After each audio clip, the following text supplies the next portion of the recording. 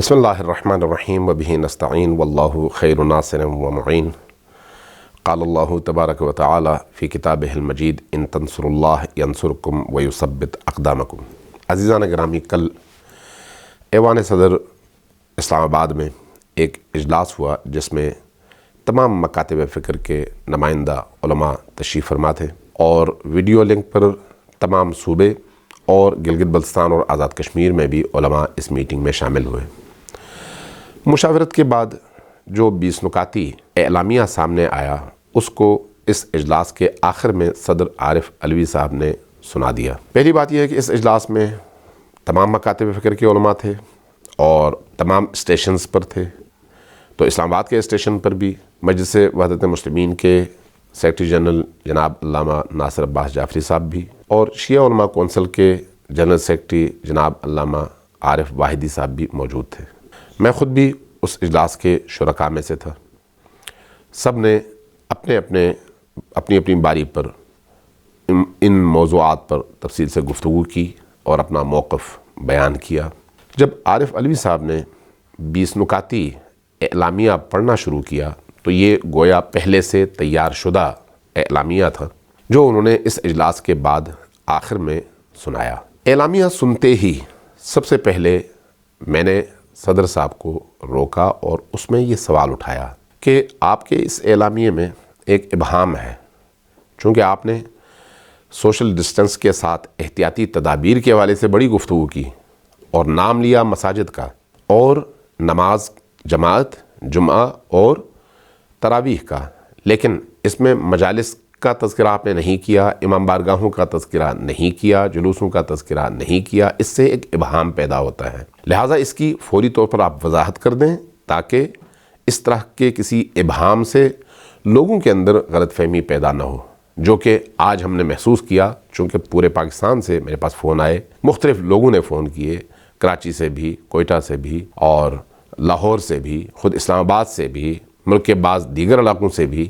کہ ہم سمجھ نہیں سکے کہ اس اجلاس میں عزاداری امام علی علیہ السلام کے حوالے سے، یوم علی کی مجالس کے حوالے سے کیا فیصلہ ہوا ہے۔ اس لیے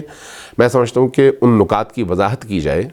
یا ان نکات کو بیان کیا جائے جو وہاں پر اجلاس میں بیان ہوئے۔ تو جب میں نے یہ سوال خود عارف علوی صاحب سے کیا آخر میں بالکل اور اجلاس کے دوران کہ آپ نے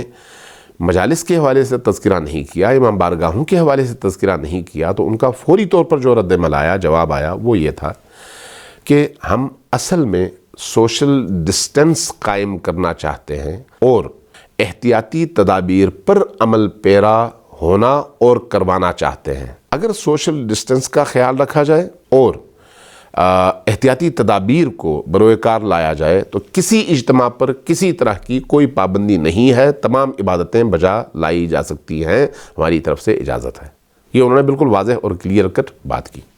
اور اس میں عزاداری امیر المؤمنین بھی شامل ہے، یہ ان کے الفاظ تھے۔ ان کے فوراً بعد پیر نور الحق قادری صاحب وفاقی وزیر مذہبی امور نے بھی اسی کی تائید اور وضاحت میں کہا کہ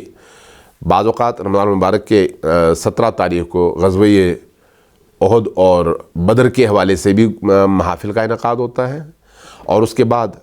مولا علی علیہ السلام کی شہادت کی مناسبت سے بھی عزاداری کی مجالس اور جلوس نکلتے ہیں۔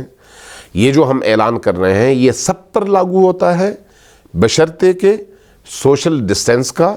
اور احتیاطی تدابیر کا خیال رکھا جائے۔ یہ اس اجلاس کی بات ہے۔ اجلاس کے فوراً بعد میں نے نور الحق قادری صاحب سے یہ گزارش کی کہ جب پریس کانفرنس کریں تو وہاں پر بھی اس کو بیان کریں تاکہ کسی طرح کی کوئی غلط فہمی پیدا نہ ہو۔ اب پریس کانفرنس کے دوران، چونکہ پریس کانفرنس اس اجلاس کے بعد ہوا، تو پریس کانفرنس میں اس پورے متن میں مساجد کے ساتھ امام بارگاہوں کا اضافہ کر دیا گیا، اور امام بارگاہوں کا اضافہ کر کے وہ مطمئن ہو گئے کہ اس سے جو ہے بات لوگوں تک پہنچ گئی ہوگی، لیکن اب بھی ابہام لوگوں کے لیے باقی رہا، اگرچہ ہمارے لیے ابہام نہیں تھا چونکہ وہاں پر بات واضح ہو چکی تھی۔ لہٰذا میں آپ تک یہ پیغام پہنچانا چاہ رہا ہوں کہ کل کے ایوان صدر کے اجلاس میں ہونے والے فیصلے کے مطابق عزاداری کی تمام مجالس منعقد ہوں گی، جلوس منعقد ہوں گے، اس کے علاوہ دیگر اس طرح کی تمام ایکٹیویٹیز، ریلیز، قدس وغیرہ وغیرہ یا امام حسن علیہ الصلوۃ والسلام کے حوالے سے جشن کی محافل منعقد ہوں گی، شب قدر منعقد ہوگی، شب قدر کے اعمال منعقد کیے جائیں گے، کوئی استثناء نہیں ہے، بشرطے کہ سوشل ڈسٹنس کا خیال رکھا جائے اور جو احتیاطی تدابیر کہی گئی ہیں تاکہ کورونا کو پھیلنے سے روکا جا سکے ان کا خیال رکھا جا سکے، بس اس کے علاوہ اور کوئی شرط نہیں ہے اور کوئی پابندی بھی نہیں ہے اور کوئی پابندی لگا بھی نہیں سکتا۔ اس لیے عزاداری ہوگی، مجالس ہوں گی، جلوس نکلیں گے، باقی تمام امور انجام پائیں گے، بشرطے کہ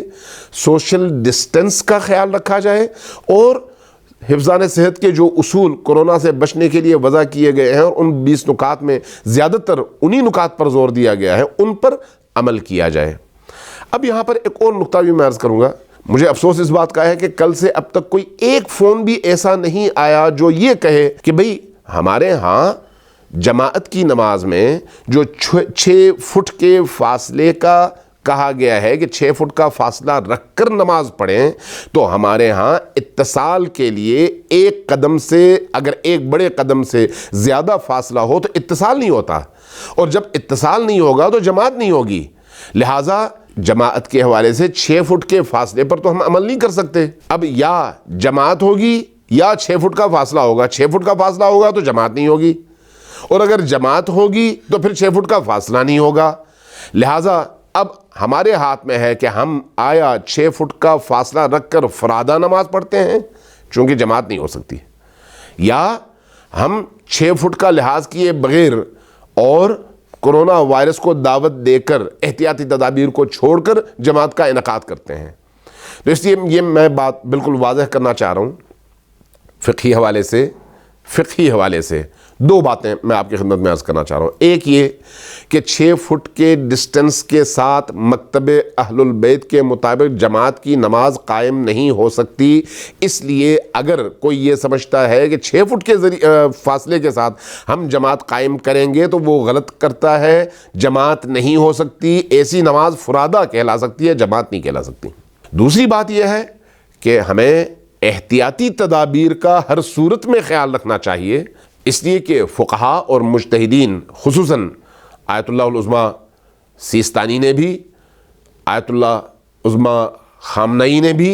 آیت اللہ العظمیٰ ناصر مکارم شیرازی نے بھی، دیگر مراجع تقلید اور مجتہدین نے بھی بالکل واضح طور پر یہ بات کر دی ہے کہ اگر کہیں پر اس بیماری کے لگنے کا خطرہ ہو تو وہاں پر جانا حرام ہے۔ اگر کسی اجتماع میں اس بیماری کے لگنے کا خطرہ ہو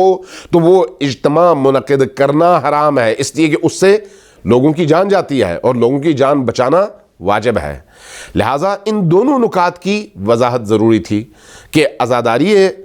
امام علی علیہ السلام اور ایام عزا رمضان المبارک کے حوالے سے کلیئر کٹ فیصلہ ہے کہ ایام عزا میں عزاداری ہوگی، باقی تمام اعمال انجام دیے جائیں گے، لیکن سوشل ڈسٹنس کی شرط کے ساتھ، یعنی 6 فٹ کے فاصلے پر بندے ہوں گے، 6 فٹ سے زیادہ قریب ایک دوسرے کے نہیں ہوں گے، اور اس حوالے سے منتظمین کی ذمہ داری ہے کہ اس کو یقینی بنائیں۔ اور دوسرا جو موضوع ہے وہ ہے احتیاطی تدابیر، ماسک کا استعمال، بغل گیر نہ ہونا، ہاتھ نہ ملانا اور دیگر جتنے بھی امور ہیں، ان چیزوں کا خیال رکھتے ہوئے ہم آزادی کے ساتھ اپنی تمام عبادتیں بجا لا سکتے ہیں، اور انشاءاللہ تعالی ہمیں امید ہے کہ اس حوالے سے کسی طرح کی کوئی مشکل پیش نہیں آئے گی، اور انشاءاللہ تعالی رمضان المبارک کا مہینہ ہم اسی عقیدت اور احترام کے ساتھ تمام اپنی ان رسومات، عبادات اور اجتماعات کے انعقاد کے بعد انشاءاللہ صحیح و سالم اس رمضان المبارک کے مہینے سے باہر نکل کر عید کرنے میں کامیاب ہوں گے۔ اللہ تبارک و تعالی ہم سب کو صحت کے ساتھ، ایمان کے ساتھ توفیق اور سعادت نصیب فرمائے۔ والسلام علیکم ورحمۃ اللہ وبرکاتہ۔